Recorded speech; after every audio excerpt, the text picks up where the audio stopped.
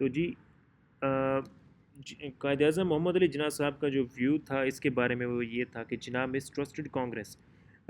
جناح کو کانگریس پر یعنی کہ قائد اعظم محمد علی جناح صاحب کو کانگریس پر یقین نہیں تھا. انہوں نے اس چیز کو انسسٹ کیا آن اے سملٹینیس سیٹلمنٹ. ٹھیک ہے. The British must partition India and hand over power to to sovereign states at the same time. He remarked that once the British left, a Hindu majority central government would never honor a promise to partition. تو اس نے اس بات پر زور کیا قائد اعظم محمد علی جناح صاحب نے کہ British کو یہ بات باور کروائی کہ وہ انڈیا کو پہلے پارٹیشن کریں اور اس کے بعد جو ہے مطلب ہینڈ اوور کر دیں پاور کو to sovereign states at the same time.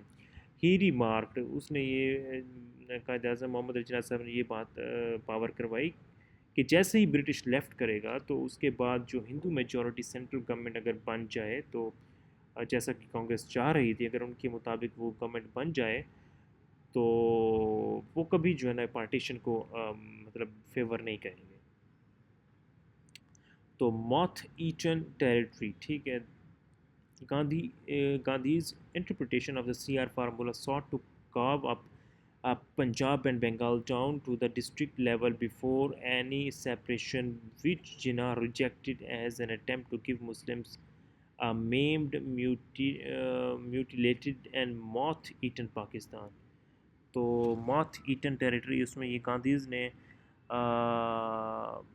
Interpretation of the C R formula اس نے تھوڑی بہت چینجنگ کی سی آر فارمولا میں سارٹ اپ ٹو کریو جو کہ کریو اپ کر رہی تھی صرف پنجاب اور بنگال کو جو یعنی کہ ان دو پروونسز کو جو ہے نا وہ مسلمس کو دینا چاہ رہے تھے وہ ڈسٹرکٹ لیول پر بیفور اینی سیپریشن سے پہلے. تو جس کو جناح نے قائد اعظم محمد علی جناح صاحب نے ایک اٹیمپٹ کہا جو کہ مسلمس کو یعنی کہ بیوقوف بنانے کی ایک اٹیمپٹ کہا.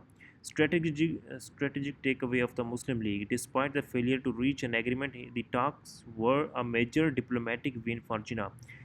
By meeting Jinnah one-on-one as the role representative of Indian Muslims, Gandhi officially elevated Jinnah's status and validated the Muslim League as an equal party in deciding the constitutional future of India.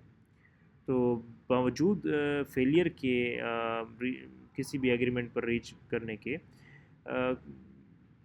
تو یہ جو جناح گاندھی ٹاکس تھیں یہ ایک major diplomatic جیت تھی قائد اعظم محمد علی جناح صاحب کے لیے کیونکہ by meeting Jinnah one on one as the civil representative of the Indian Muslim. کیونکہ اب دیکھیں جناح قائد اعظم محمد علی جناح نے as a civil representative of Indian Muslims کے طور پر ان بات چیت میں حصہ لیا.